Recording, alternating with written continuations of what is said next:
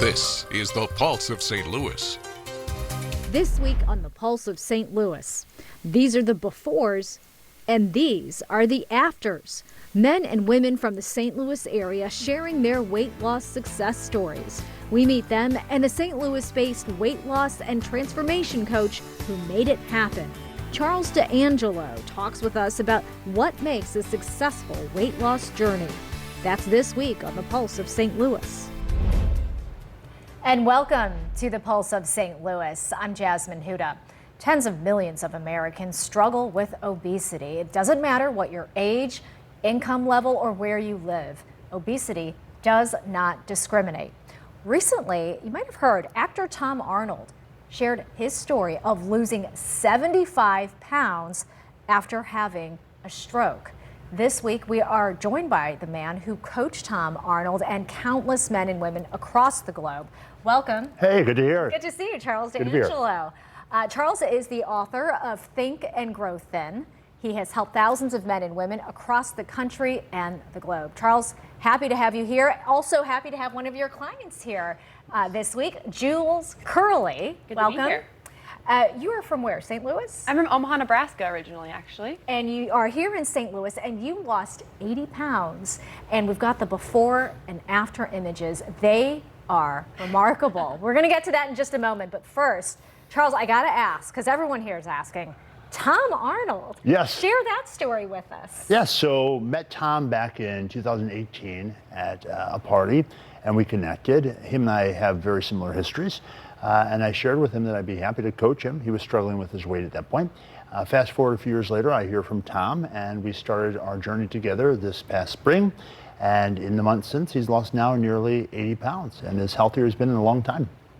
What was his motivation for doing this? Well, he has two children. He's a single father of two very young children. He's 63 years old. So when anyone wants to change, it's all about finding a compelling reason and having a very clear, high-resolution image of how you want your life to look.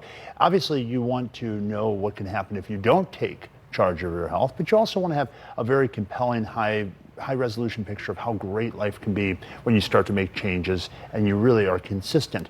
So for Tom, it was having the reason that he wanted to be there for his children. He wanted to be much more present and active in his life, and as a function of good, consistent habits, he's freed himself of almost 80 pounds of fat. Wow, I just think about when we would see him on Roseanne. What he looked like then and what he looks like now.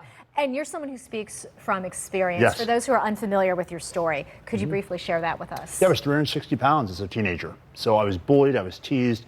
I felt like an outsider most of my childhood and adolescence because I was bigger, taller, and sensitive. I was a quiet young man. And I consoled myself with food. So by the time I was 16, 17 years old, I tipped the scales at 360 pounds. Through an epiphany of sorts, I turned my life around, not through some magic diet or exercise program, but through really changing my mindset, changing my psychology. You know, I tried all the different pills, programs, gyms, trainers, and I realized that there was something missing in everything out there, and there was a reason that so many people that knew exactly what they ought to be doing were having trouble doing it. So I started to work on my own mindset, and in 2 years, lost 160 pounds, made it my mission to help other people, and for now, nearly the last 20 years, I've been helping people do just that. From all over the world. Oh yeah, from all over the world, yeah. Life. Long before the pandemic, you know, Tom, what's really striking about Tom Arnold's story with me is Tom and I have never sat in the same room for a coaching session in the physical. It's all virtual. So a lot of the people I work with are people I never meet and breathe the same air with. They're people from all over the world. In fact, as far as Greece, Australia, I have clients there.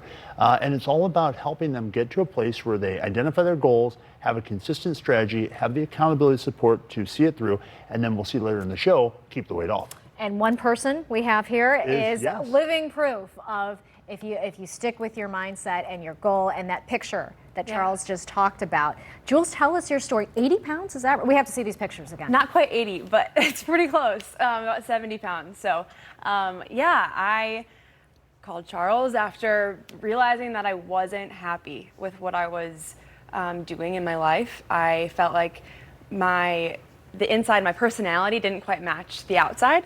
And so my therapist actually recommended that I call Charles, and I did. And the initial call that we even had together, I hadn't even met him in person yet, but I could tell that there was something different about the whole approach that he has. I've done all sorts, kind of like what you're saying. I've done all the different fad diets and the different coaches and all those kind of things, and nothing was working. Or it would work for a little bit and then I'd gain it all back. Plateau, or it comes rebound. Plus some, which is or what whatever. So many Yes. people do. So what was different about this? It's truly the mindset. It's a pretty simple program. It's not easy by any means, but it's simple. It's a very strict schedule. But then what really takes it to the next level is the mindset of you're doing this for you, and you're worth it. And that's the whole thing, I think. Yeah, very well put. It's all about really starting to, as cliche as it might sound, really embrace the concept of self-love. You know, people say, well, I don't know how to love myself. We all know how to love because we can do it for other people. And I always look at love as kind of a composite of a number of different factors. One, you've got to learn to pay attention to yourself, actually be present with yourself. You've got to learn to really appreciate yourself, and that is to build on your successes, not to look at the things that you're embarrassed about or perhaps have regret over and tear yourself up or tear yourself down. You want to look at the things that you've already been successful in, and you want to start from there. You want to also embrace unconditional acceptance of yourself. That doesn't mean tolerate behavior that's less than you really deserve or capable of, but it's making a distinction between who you are and what you do. Really smart people can do really stupid things. And you want to be able to separate who you are as a person and your intrinsic worth as a person from a set of choices or behaviors that you might have regret over.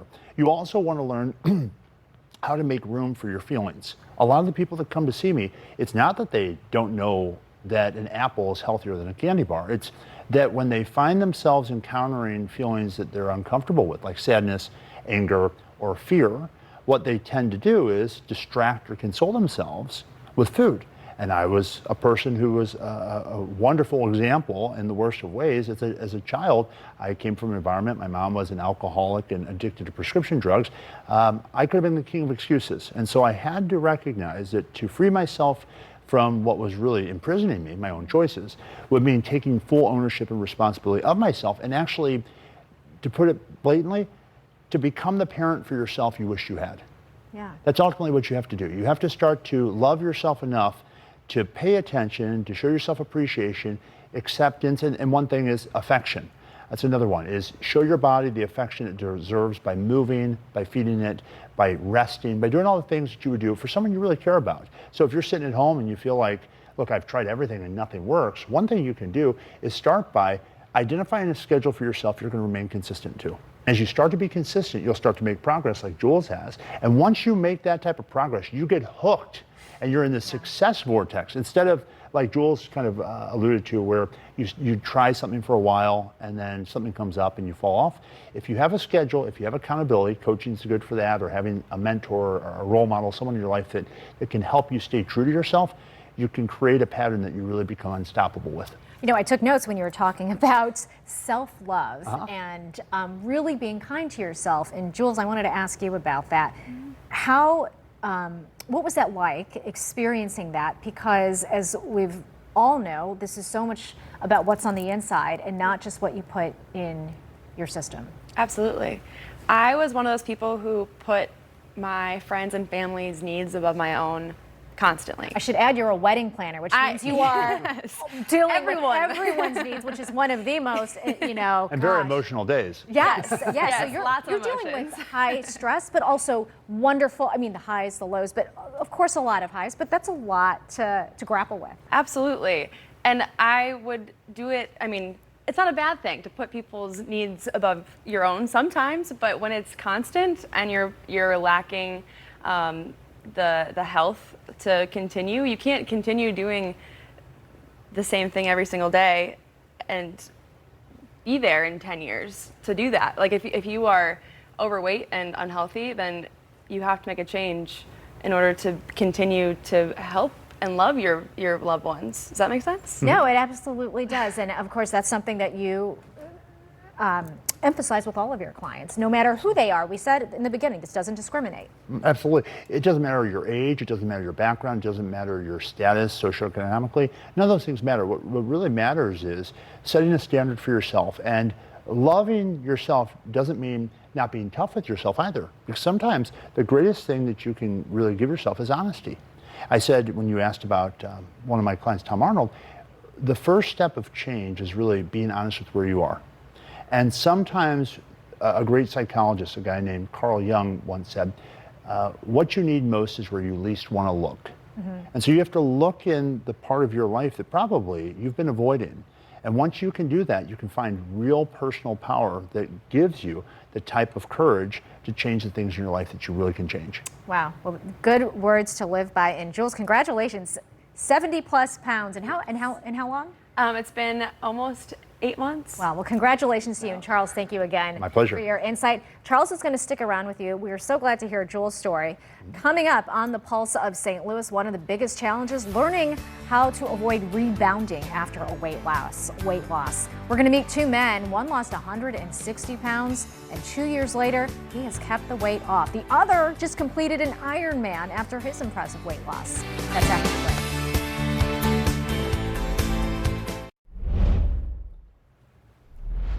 Welcome back to the Pulse of St. Louis. You know, it's one thing to reach your weight loss goal, but how do you avoid the infamous plateau, or even worse, the rebound? Well, Charles D'Angelo is back with us. Also joining us, two of his clients who have lost weight, and these two have kept it off. The first is Thompson and Dr. Nikhil. Panda. Gentlemen, thanks for being here. Thank you. Noble, tell us how much weight you lost. I lost a total of 160 pounds with Charles. 160 pounds. Yes, we have ma'am. to see the. I lost my first before. 100 in 5 months and 28 days, and a little bit in the middle of the 11th month, I hit 160, which was the number we were looking for at that time.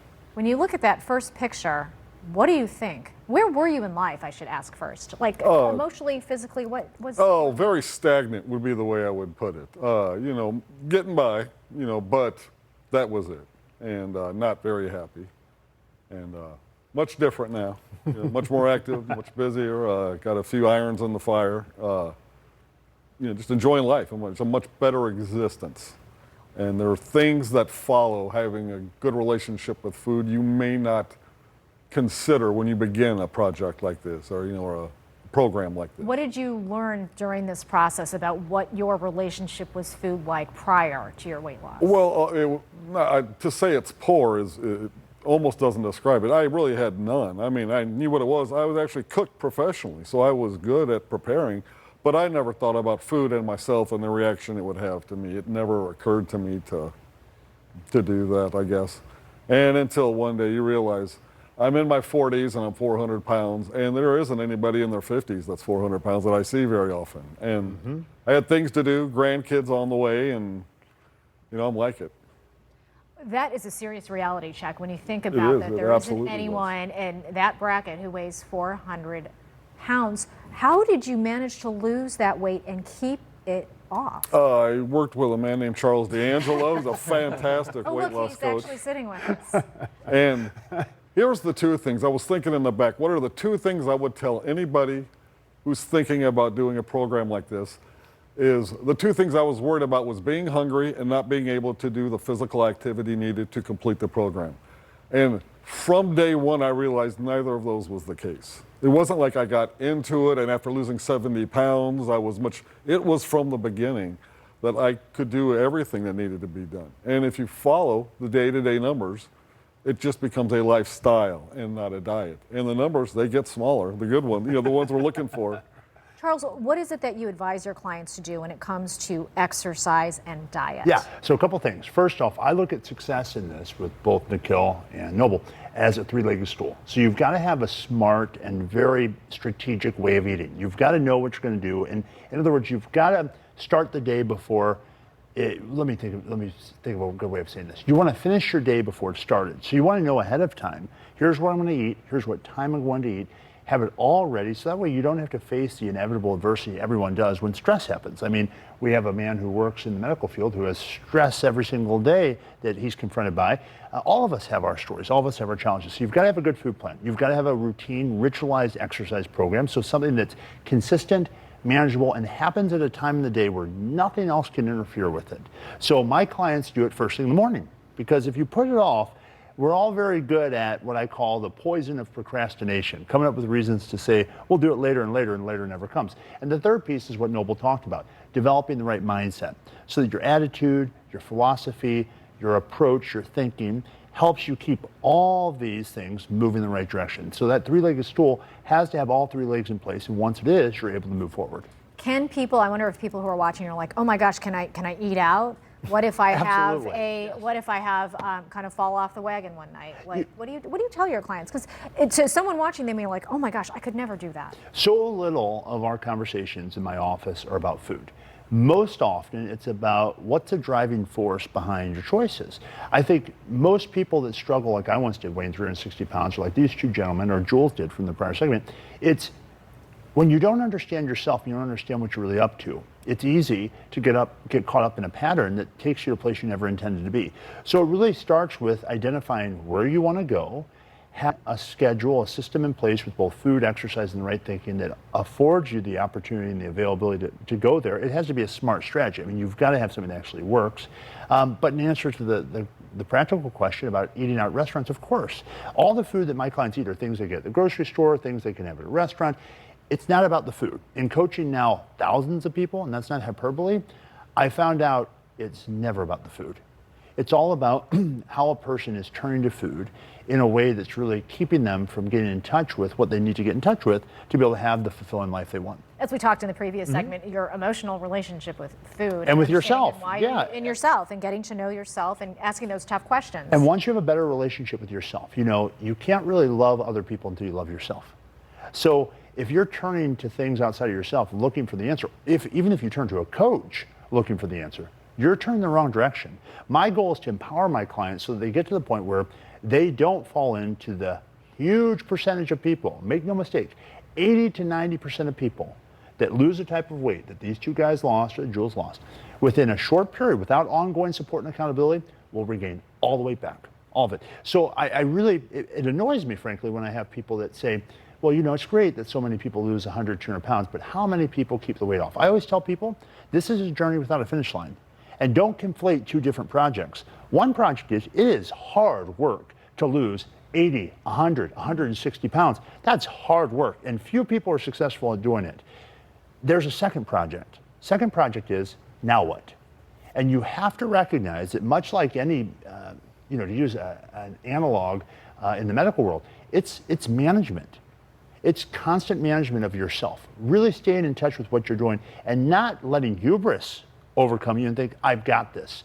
I've been fit and healthy longer than I've ever obese, but every single day I wake up, I exercise, and I continue to make consistent, strategic, conscious choices with food. I don't use food as some type of reward or something like that. And you have to have worked on your life well enough so that you're getting from the other areas of your life, mostly your relationships, what you've ineffectively been trying to get from food. Yeah. Dr. Panda, you are a physician, is that right? That's correct. Tell us what field. I'm a cardiac electrophysiologist, so it's like a fancy term for, basically I'm a heart electrician. And so you have a very interesting perspective on this as someone in the medical field. Tell us your story, because you lost a tremendous amount of weight as well. How much was it? 85 pounds. 85 pounds. All virtually. You two met virtually during, I guess, the height of COVID. That's correct, yeah. And these are the pictures. Tell us where you were back then. Yeah, I was steadily gaining weight since I got married, and just kind of involved in my work and training, and coming out of training and working in a very high volume medical center, and just focusing on that. I had 2 kids, and focusing on their needs, and just sort of being a good dad, being a good physician, and being a good husband. And that kind of resulted in me gaining weight. I used to exercise when I was younger, and that was non-existent in my life. I was getting short of breath doing minimal amount of activities. And with my 2 young kids, wanting to go outside, wanting to run, and not being able to keep up with them, was a wake-up call to basically say that I need help, and I need to do something drastic in my life to avoid going off the wrong end of the bridge. And you gradually lost that weight, and you have kept it off. Did you think you were going to be able to lose that much? And then the next question is keep it off. Charles thought so in our first meeting. He's like, absolutely, this is what's going to happen. You're going to lose this much at this amount of time, and this is how, the end goal is going to be this, and you're going to do it in this month. That is exactly what happened. And were you like, no way? I was like, no way. I was crazy, actually. Well, I'm like, it's like those are faraway goals, kind of in the clouds. I'd love to see that become reality, but I was obviously having a lot of self-doubt because I had, just like Charles, I had tried a lot of things, a lot of different fad diets, and just nothing was working. So I did have a lot of doubts at our first meeting. If you had to give Dr. Panda 2 takeaways that you would give to someone who's watching this, who is possibly thinking of losing weight, what would you tell them? I'd say number 1, do it. But with that, you have to be ready, okay? I think for me, when I first met Charles, I had gotten a lot of good recommendations from him, from people I trust. And I was ready to commit 100% to whatever he said. I didn't care if I didn't disagree with it or if it was going to be hard. I said, I don't care. This is my life. And it was a must. It was a must. And he gave me a good analogy, actually, when our first meeting. And I remember this, and I tell other people this. It's like, imagine someone was coding at 2 a.m. in the morning. Are you not going to go because you're tired? No, you just have to do it. You have to. There's no question. That's what I put into this. Like, no matter what, I have to do it. I'm going to do it. There's no other choice. That mentality, I think, is what you have to go into, is that you have to be 100% committed to this. There's no, I can't, or it's inconvenient, or I don't have time. Committed to yourself. Committed to yourself, yeah. Committed to yourself to this is a lifestyle change. And that goes into number 2, is that you have to make it part of your lifestyle. And I think that's very important for especially maintenance, and doing this on your own is, do I not exercise? No. Do I not brush my teeth? Those are equivalent to me. So when I go on vacations, and I've gone on a lot on this maintenance, I exercise. People kind of look at me weird, but like, I brush my teeth, I exercise. It's just as basic exactly, as anything else. And you have to make time for it. You made time for something else real quick. Congratulations on what race was this? Oh yeah, so this past summer I completed 2 triathlons. Congratulations. Thank you. Wow. Well, guys, this has been an informative and important discussion, and inspirational. Noble, Dr. Panda, and of course to Jules and Charles D'Angelo. Informative and really important when it comes to taking charge of your life. Thank you, gentlemen, and we'll be right back.